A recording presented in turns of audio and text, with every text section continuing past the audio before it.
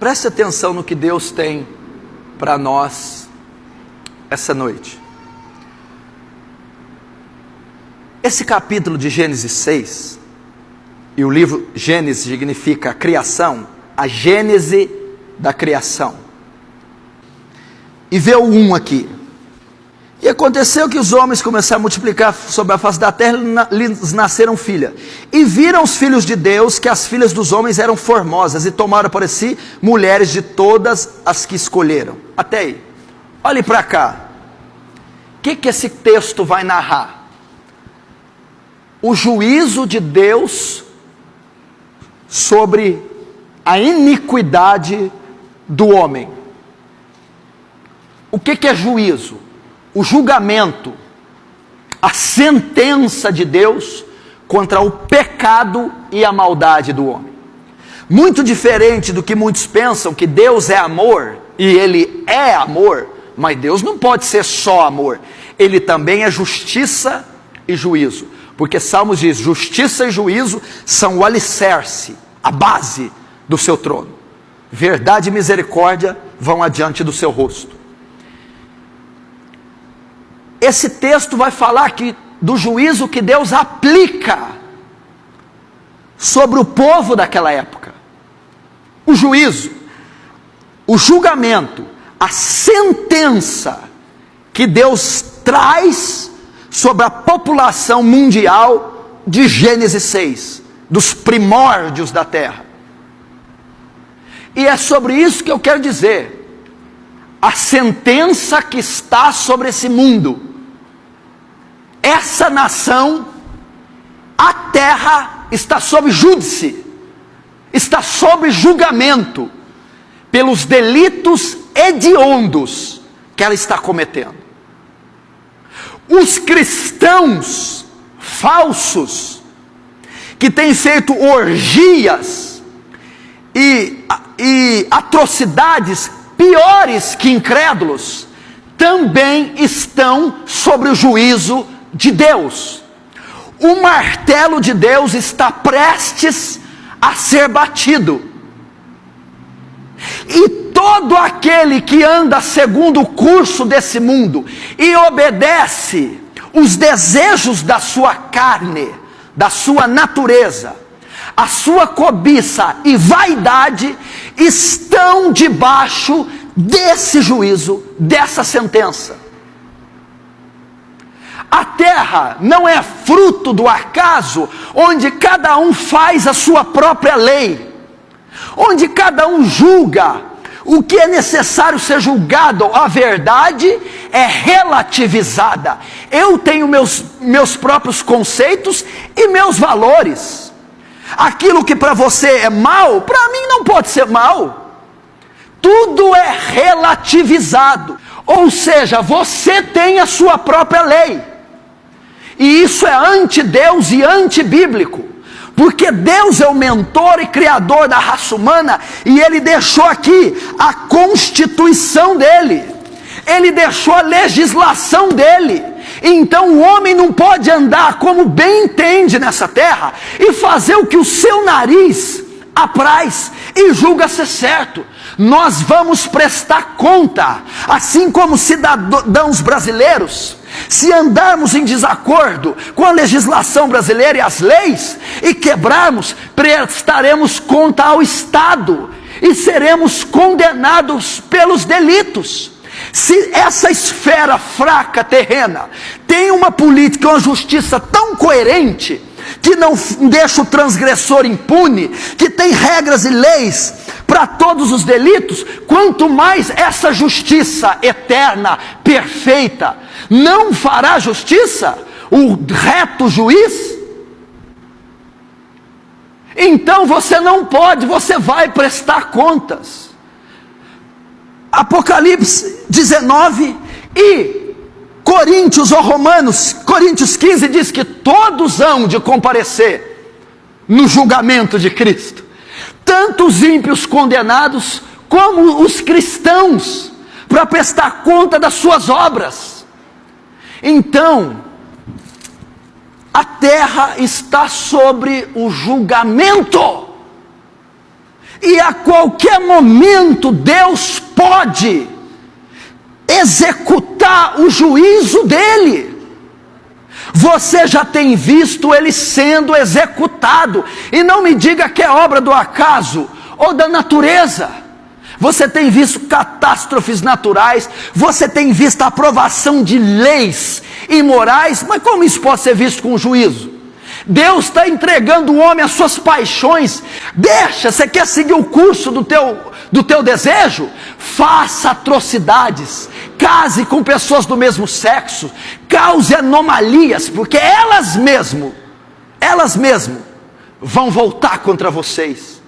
Você tem visto. E esse juízo vai vir. Esse juízo vai vir pela criminalidade. Você acha que o ACM que morreu uns 4 anos vai ficar impune? Você acha que o Orestes Quercia vai ficar impune por tudo que ele fez?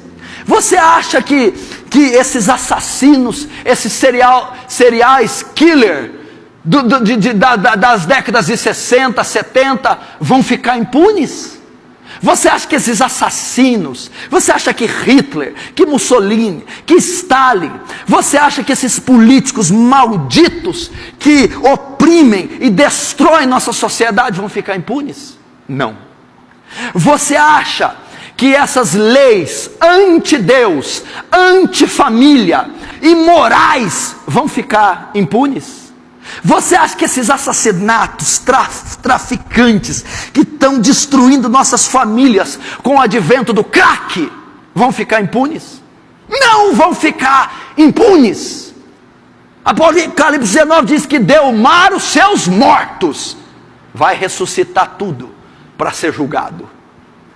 Não vai escapar nenhum, de Adão até hoje, todos. Está sobre o julgamento. Só que tem uma outra coisa que está sobre o julgamento. Não são só todos os moradores da terra, teu pai que não está aqui, tua mãe, teu filho, teu marido, tua mulher, estão sobre esse julgamento. Mas também a igreja, os que se dizem cristãos, estão sobre o julgamento. Primeiro, todas as religiões, os mormons, testemunhas de Jeová, a igreja católica romana vai pagar pela Inquisição, pelos milhares que ela assassinou, pela criação da donzela de ferro, da roda do desmembramento, de colocar chumbo quente derretido no ouvido. Você não tem ideia o que foi a Inquisição. Você não tem ideia quanta maldade liderada por papas e padres, atrocidades, violência, coisas absurdas. Se eles julgassem que uma pessoa era herege, eles amarravam a pessoa com a corda numa pedra e jogavam dentro d'água viva, só porque olharam, eu acho que é herege. E tantas outras coisas aqui que dá nojo de falar que eles faziam.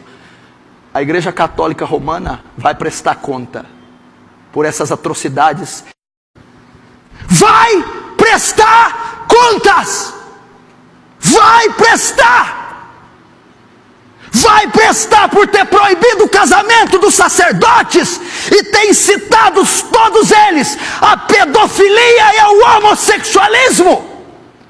Vai prestar conta por batizar bebês e dizerem que estão salvos porque batizaram na infância. Isso é um absurdo. Vai prestar. E outros que vão prestar. A igreja que se diz cristã, a igreja que se diz a certa, os crentes, os evangélicos, eu, você, aqueles que têm a lei que você falou, pastor, a legislação, também estão sobre o martelo do Altíssimo. Por quê?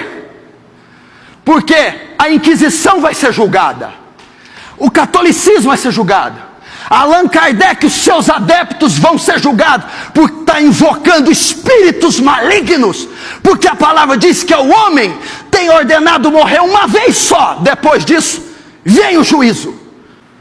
Está sobre o juízo.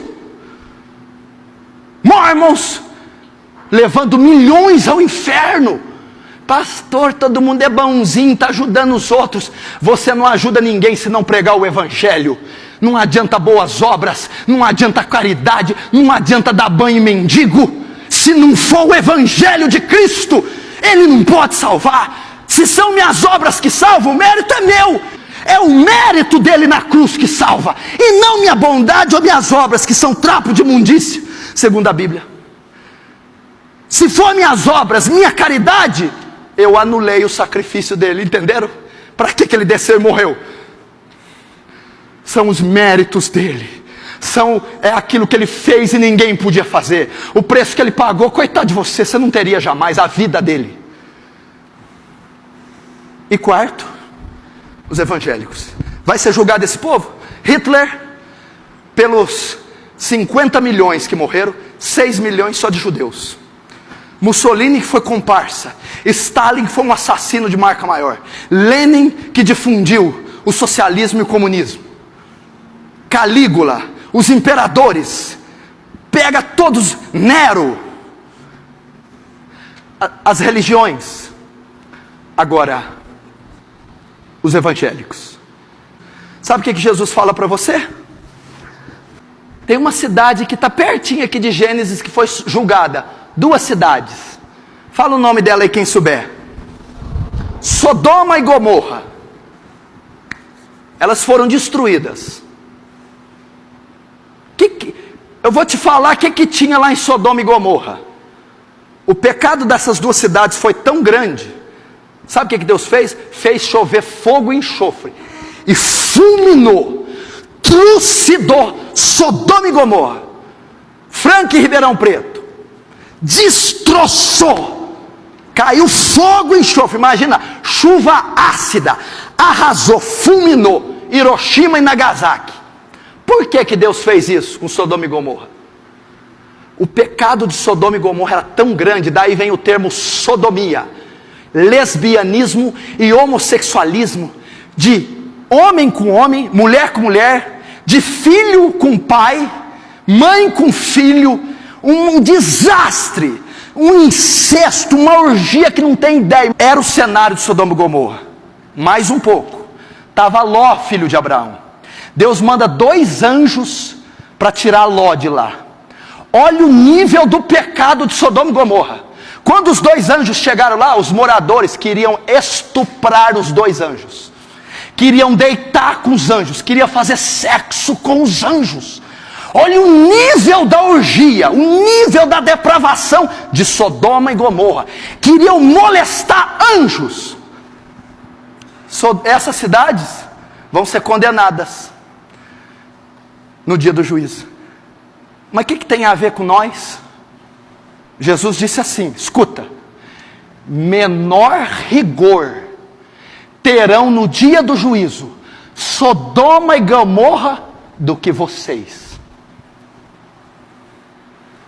O julgamento da igreja que conhece a verdade e pratica o contrário será pior do que 2 cidades que tentaram estuprar anjos. Menor rigor terá no dia do juízo Sodoma e Gomorra do que para Edir Macedo, Valdemiro Santiago, Prosperidade, essa zona que está virando a igreja evangélica. Menor rigor terão. Por que terão?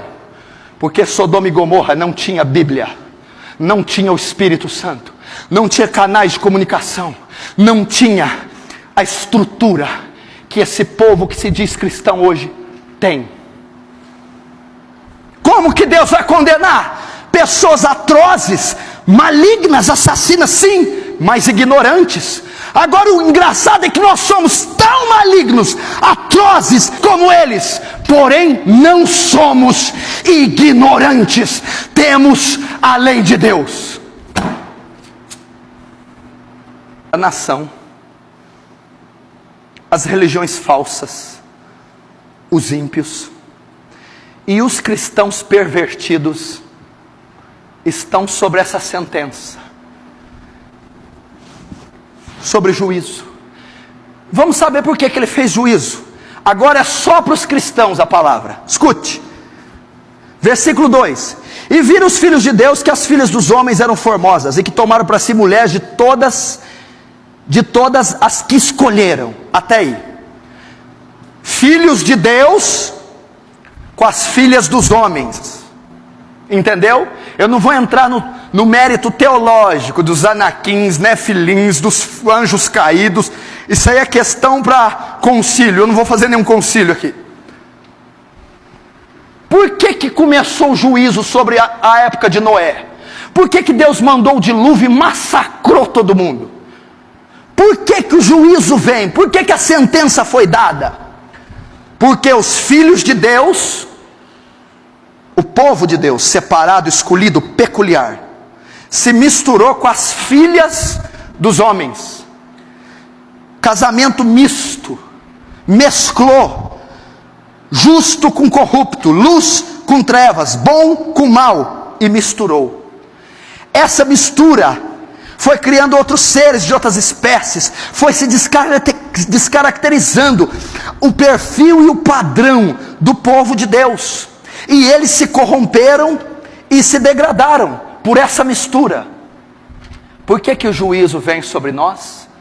Porque o povo de Deus, os cristãos, quer se misturar, quer se casar com as coisas da terra, com as coisas do mundo, e tomaram os filhos de Deus as filhas dos homens, e se casaram, se prostituíram, coabitaram com ela. E a Bíblia diz assim: aquele que se une com a meretriz, faz-se uma só carne com ela, entendeu?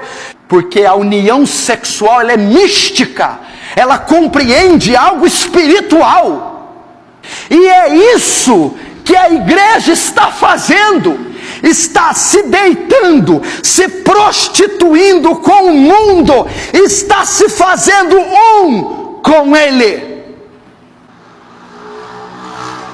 Se as técnicas que estão saindo do púlpito são psicologia, são psicoterapia, são nova era, humanismo secular, evolucionismo, e não a palavra, a mensagem do Evangelho, e não o poder do Espírito Santo, o que as igrejas estão parecendo?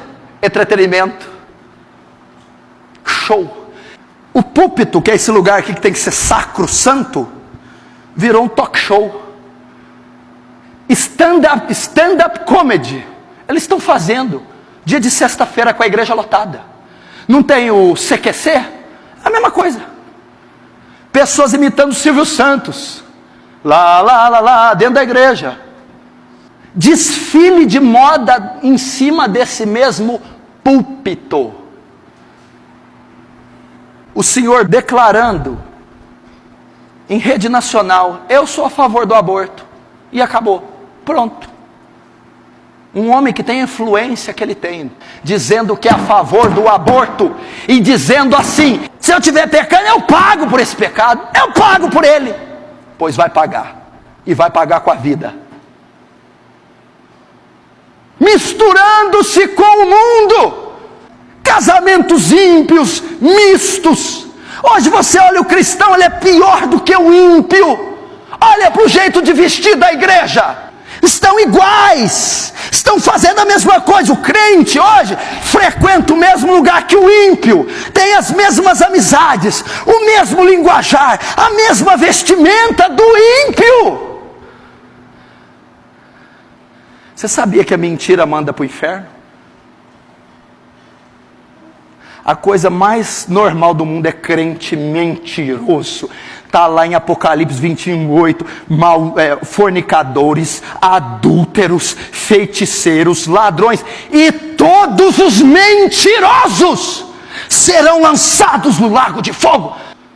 E mentira é uma marca desse século, é uma marca dessas novelas malditas, é uma marca dessa literatura. A mentira é a marca da trama, da indústria cinematográfica, dos romances. É a mentira recheia, dá aquela pitada, mas a mentira procede de Satanás.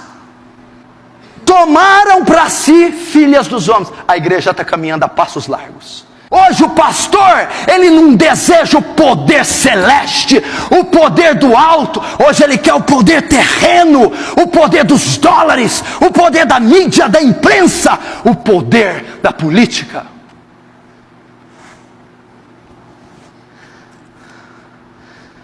Versículo 3. Então disse o Senhor: não contenderá o meu espírito para sempre com o homem, porque ele também é carne, pois os seus dias serão 120 anos.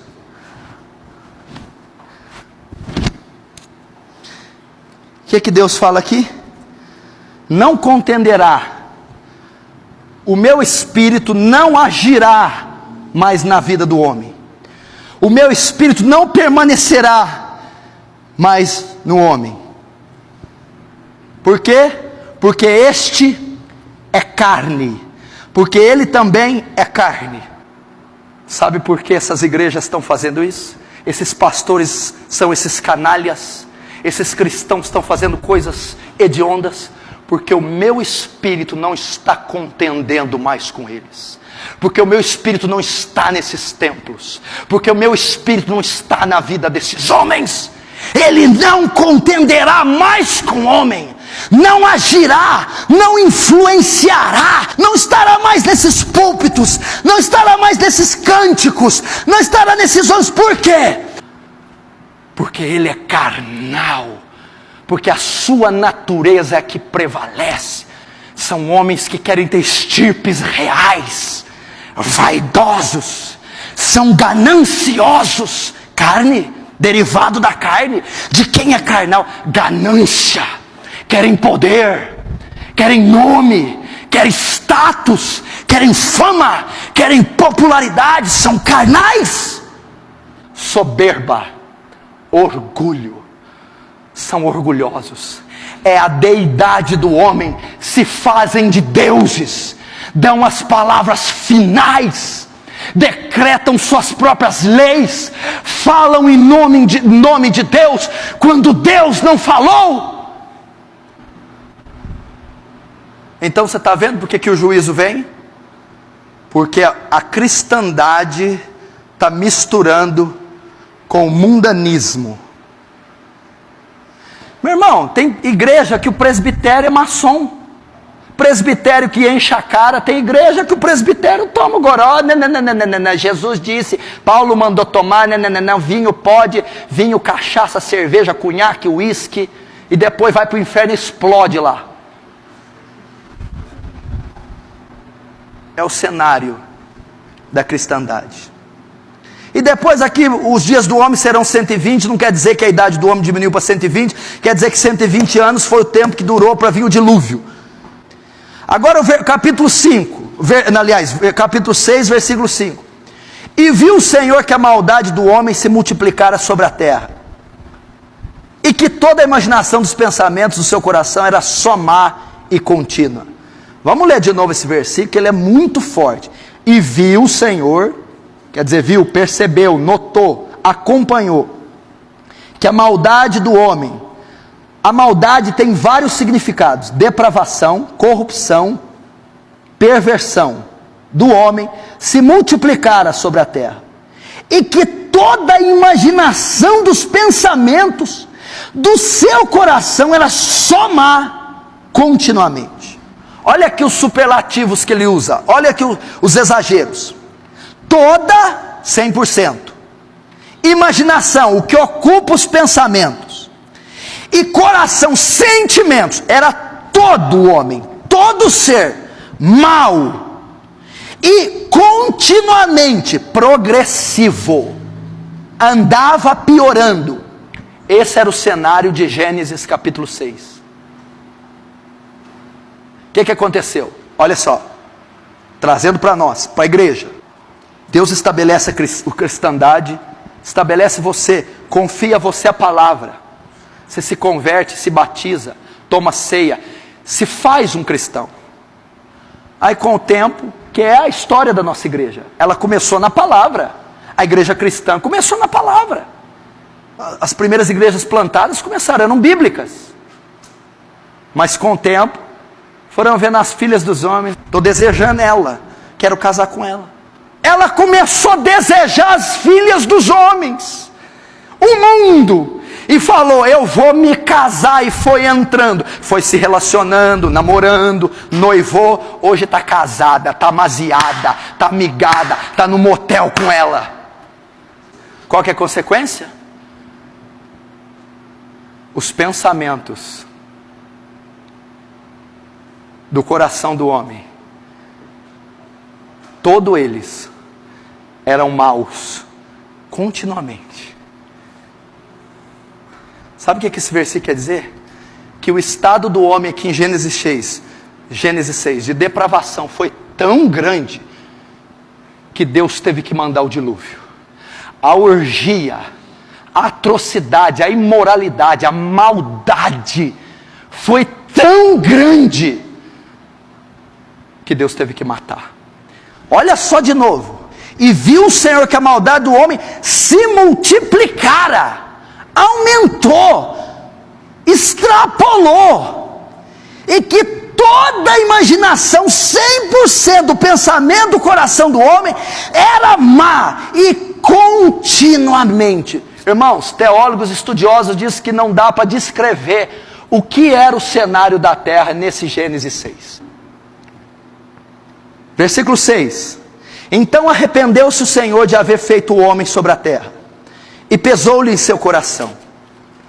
E disse o Senhor, destruirei de sobre a face da terra o homem que criei, desde o animal, desde o homem até o animal, até o réptil, e até as aves dos céus, porque me arrependo de os haver feito. Olhe para cá. Eu iniciei a pregação falando o quê? Que essa terra está sob julgamento. Os ímpios, os covardes, detratores, assassinos, perversos, estão sob juízo. As falsas igrejas e falsas religiões estão sob juízo, e vão prestar conta de todas as heresias que estão fazendo. E a igreja, que se for julgada, terá mais rigor do que Sodoma e Gomorra, cidades que quiseram estuprar anjos. Por que que elas estão sobre o martelo de Deus?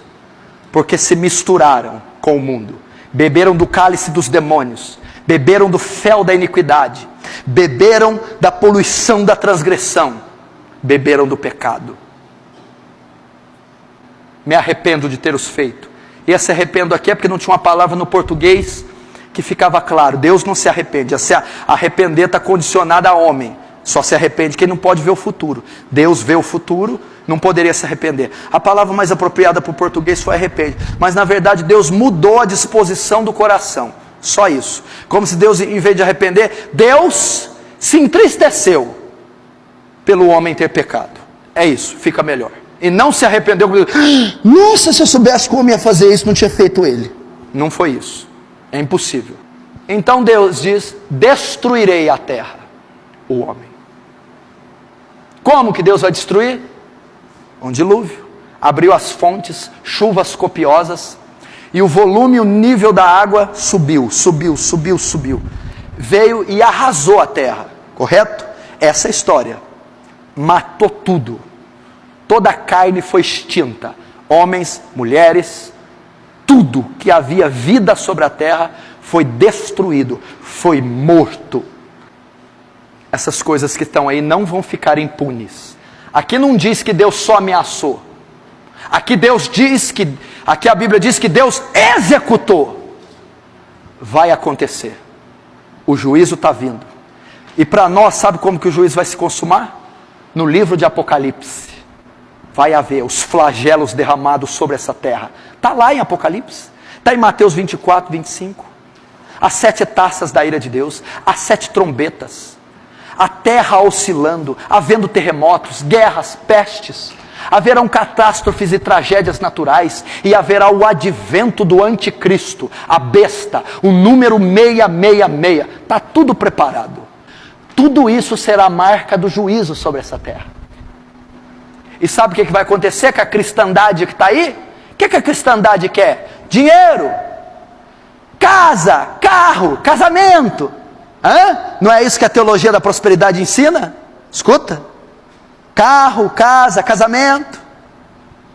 Pois o anticristo vai dar o que a cristandade quer. Vocês querem paz na terra? Eu darei. Vocês querem dinheiro? Eu darei. Vocês querem prazer? Eu darei. Vocês querem prosperidade? Eu darei. Quer juízo maior? Quando o arrebatamento vier e tirar a igreja, e aqueles que estavam no pecado e na carne ficarem com o anticristo. Você sabia que vai haver um arrebatamento? Que a igreja será arrancada dessa terra em glória? Que os crentes santos e sinceros serão retirados da terra? E aqueles que estão lá, o dilúvio para eles, sabe o que vai ser?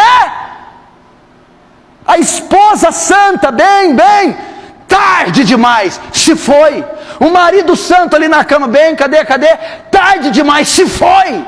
A mãe santa liga, mãe, sua mãe não está aqui, se foi. E o juízo final, o largo ardente de fogo.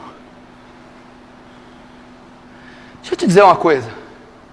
Você sabia que você só tem uma vida? Olha para você aí. Você só tem essa vida. Você é uma alma eterna. Você nunca vai se desfazer. Você é uma alma eterna. Você só vai passar dessa era, dessa vida para outra. Mas vai continuar sendo você. Só que o que vai pesar é o que foi feito por Cristo aqui. O que foi feito por Cristo, Jesus, o que morreu por você na cruz para perdoar teus pecados, vai te levar a descansar na eternidade. E o que você deixou de fazer por aquele que morreu na cruz, vai te fazer descansar ou cansar no inferno. Vamos ver o parênteses, versículo 8.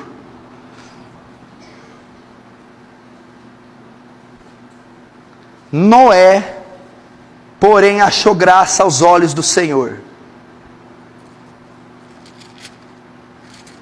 Agora vamos ver capítulo 7, versículo 21. No ano 600, capítulo 7, 21. No ano 600 da vida de Noé, no mês segundo, aos 17 dias do mês, naquele mesmo dia se romperam todas as fontes do grande abismo, e as janelas do céu se abriram, e choveu, chuva sobre a terra 40 dias e 40 noites. Versículo 21. E expirou, morreu, foi exterminada toda a carne que se movia sobre a terra. Versículo 22. Tudo que tinha fôlego de espírito de vida em seus narizes, tudo que havia no seco morreu. Assim foi desfeita toda a substância que havia sobre a face da terra, desde o homem até o animal, até o réptil, foram extintos da terra. Até aí. Deixa aí. Lembra no versículo 8? Deus mandou o juízo, prenunciou. Tem outro adendo aqui, espera aí. Ele declara o juízo, não declara? Só que eu resumi. Ele declarou e falou para Noé construir a arca. Só que enquanto Noé construía a arca, Noé pregava para toda a terra: vai vir o julgamento, se arrependam. Quanto tempo durou? 120 anos. Que naquela época Noé vivia um tempo maior, ok? O que Deus faz? Ele mostra a enfermidade. Ele mostra a consequência. Mas junto com a enfermidade, ele mostra a cura. Ele falou assim, vai vir. Mas Noé prega a eles, para que se arrependam. Eu vou dar a eles mais uma chance. Eu vou enviar aquele filho, para falar para aquela mãe, não é assim, conserta a tua vida. 120 anos, dando chance para o povo. É aquele pai, filho, deixa essas práticas, receba Jesus. É aquele culto que você vai, e Deus usa o pregador, o louvor, o irmãozinho, uma senhorazinha. Abra o coração, muda a tua vida, deixa eu reger você, deixa eu perdoar teus pecados, deixa eu escrever uma nova vida. É um telefonema que alguém te dá: volta para a igreja, rapaz, lê a tua Bíblia, rapaz, perdoa aquela pessoa, rapaz, perdoa teu pai, perdoa tua mãe, perdoa teu esposo, conserta a tua vida, tira essa amargura do coração, tira esse ressentimento, esse rancor, esse fel, esse veneno. Fax, telegrama, e-mail, MSN, mensagem, todas as formas, porque Deus é misericordioso. A mesma coisa para a cristandade. Deus está vendo? Está são e salvo, está vivo, respira. Há esperança para você, há uma chance para você, há uma chance para esse povo, se eles se arrependerem, se eles ouvirem a mensagem original. E talvez alguns entraram aqui, e Deus está dizendo: a segunda chance está aberta, a misericórdia está aqui escancarada. Eu sou tardio em irar, diz o Senhor, grande beneficência em perdão. Mas eles não ouviram, veio o dilúvio, arrebentou com tudo. Mas tem um parênteses: Noé ele poupou, e a família de Noé, que estavam em 8, Noé mais 7. Por que Noé achou graça? Por que Deus poupou Noé? Vamos voltar no 7, no versículo 23. Assim foi desfeita toda substância que havia sobre a face da terra, desde o homem até o animal, até o réptil e até as aves do céu, foram extintos da terra. Ficou somente Noé e os que com ele estavam na arca. Olha o que Deus está dizendo: o juízo veio, o martelo foi batido, o apocalipse cumpriu. Ele pegou essa parte e mandou para o inferno, aquela matou, a outra condenou, o juízo descancarou na terra, o dilúvio arrebentou com tudo. Noé e mais 7 não arrebentou. Noé e os 7 foram poupados do juízo, atravessaram o juízo intacto. Noé e os outros não receberam castigo. Noé e os outros não foram condenados. Noé e os outros não sofreram dano algum. Viu? Expirou toda a carne que respirava sobre a terra. Expirou, morreu, foi extinta. Ficou só Noé e a sua família. Como que Noé escapou dos filhos dos homens com as filhas das mulheres? Como que Noé escapou do pensamento mal continuamente? Como que Noé escapou de não ser carnal? Como que Noé escapou do espírito não contender, agir mais nele? E como que Deus disse: destruirei toda a terra, e não destruiu Noé? Sabe o que significa? O juízo final virá, o apocalipse vai se cumprir, vai haver o arrebatamento, o anticristo, o falso profeta, vai haver mortes, vai haver condenação ao inferno, mas não será para todos. Alguns serão poupados do juízo final, alguns serão poupados do lago de fogo, alguns não irão para o inferno, alguns não sofrerão os flagelos e as pestes do apocalipse. Como nós fazemos então para não sofrer a justa ira de Deus, o justo juízo, o castigo de Deus, já que o martelo está para ser batido, como você falou, já que todos estão debaixo do martelo e todos serão julgados? Como faz para não ser condenado nesse julgamento? Como Noé, o julgamento veio para todo mundo, só que Noé não foi condenado, atravessou o juízo, desfez toda a vida, lembra? Só ficou Noé e os 8 e os 7. Como foi executado o juízo de Deus naquela época? Qual que foi a substância que Deus usou para executar o juízo? A água. Morreram afogados ou pressionados pela violência das águas. Sabe por que Noé não morreu?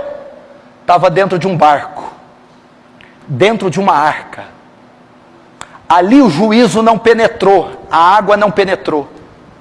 Ali Noé foi poupado.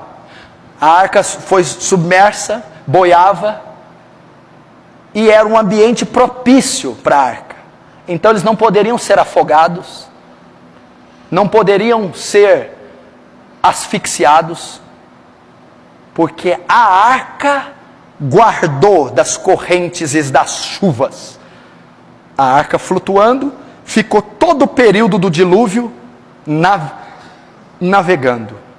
Então o juízo não penetrou na arca. Quem estava dentro da arca estava salvo. Como então, pastor, eu escapo da ira e do juízo, que o martelo está preso a ser batido sobre essa nação, sobre o mundo, sobre o Brasil, a América, a França, a Europa, a Ásia, sobre a igreja corrupta? Só tem uma maneira: sobre a cristandade corrupta, é você estando dentro da arca. E qual é o paralelo aqui? A arca foi feita obedecendo tudo aquilo que saiu da boca de Deus. A arca será assim, Deus falando, assim, assado. Como você é salvo do juízo? Obedecendo tudo que saiu da boca de Deus. Alicerçando o teu casamento em tudo que saiu da boca de Deus. O teu namoro, o teu noivado, as tuas finanças, a tua fé.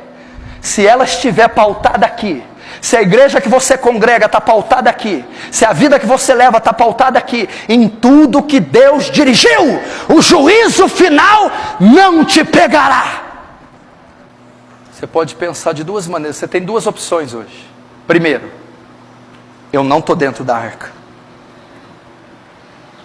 A minha fé não é pautada nesse livro, na palavra de Deus, porque isso aqui não é a palavra da igreja católica, nem da cristã, nem da evangélica, nem da espírita. Isso aqui não é a palavra de ninguém, não. Isso aqui é a palavra de Deus. Se você não está vivendo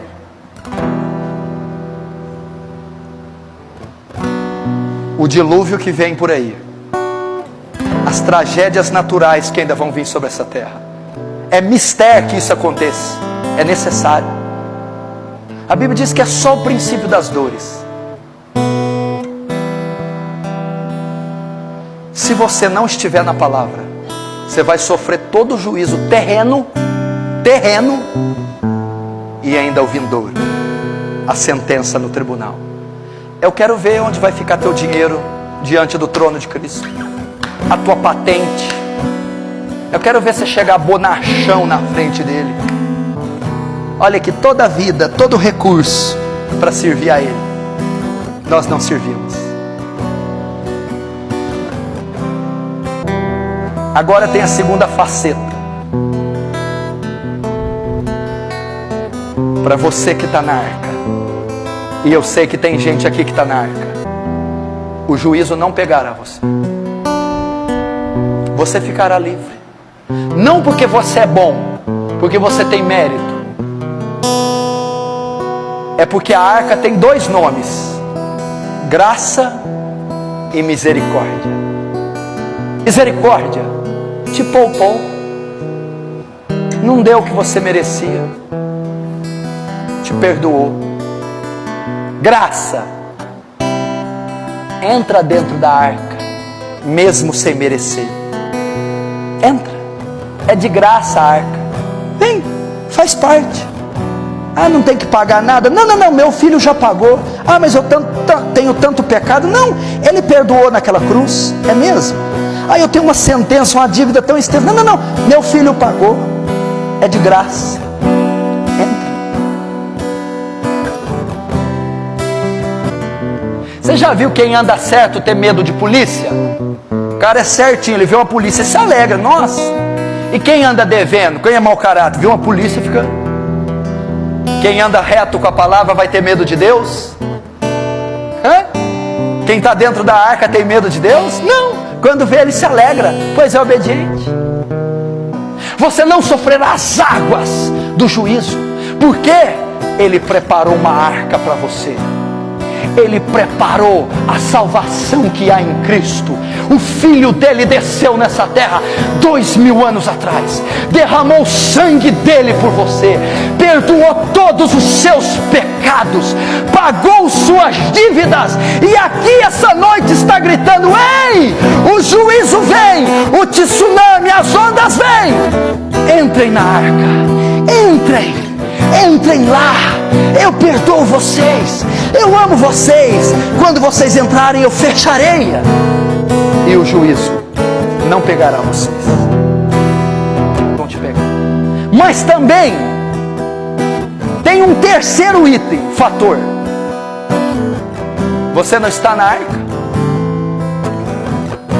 mas essa noite você pode estar, porque a arca ainda, a água ainda não subiu, a arca ainda não foi desancorada, há espaço para mais gente. Como que eu entro nessa arca então? Pedindo perdão dos seus pecados, arrependendo dos seus pecados, das suas maldades, daquilo que você já fez com a esposa, daquilo que você já fez com o marido, daquilo que você já fez com os filhos, daquilo que você já fez com os pais, daquilo que você já fez com o seu corpo, intoxicando, usando drogas, daquilo que você já usou sua mente, o seu coração, dizendo: me arrependo, Jesus, me perdoa, Jesus, eu não quero ficar de fora dessa arca, eu não quero sofrer o juízo. É dizer: eu aceito o sacrifício do teu filho, eu aceito o que ele fez por mim, eu quero mudar de vida hoje. Se você dizer isso, a Bíblia diz, Jesus diz: o que vem a mim, de maneira nenhuma eu lançarei fora. A Bíblia diz: seus pecados podem ser vermelhos como a escarlata, mas eu os farei brancos como a neve. A Bíblia diz: vinde, Jesus dizendo: vinde a mim, todos os que estáis cansados e sobrecarregados, e eu vos aliviarei.